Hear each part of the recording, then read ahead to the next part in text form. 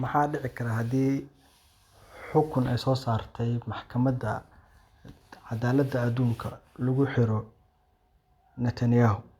Mareykanku xoog ma u adeegsan doonaa inuu soo daayo amaba uu soo furto haddii la xiro oo ay dhacdo Netanyahu?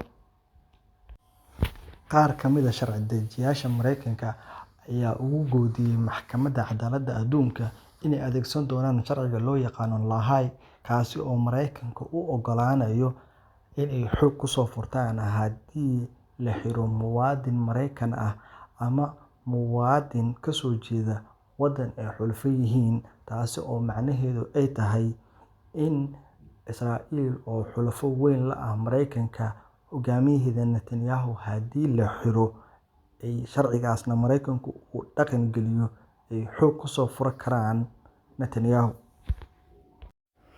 Haddii ay isku daydo Maxkamadda Cadaaladda Adduunka inay dhaqan geliso soo xiritaanka madaxda reer Israa'iil, waxa ay nooga dhigan tahay ku xadgudub madaxbannaanida Mareykanka.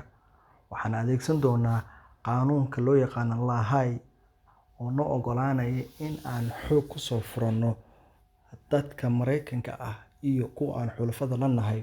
Waxaa sidaas yiri 12 xubnood oo ka tirsan sharci dejiyayaasha Mareykanka.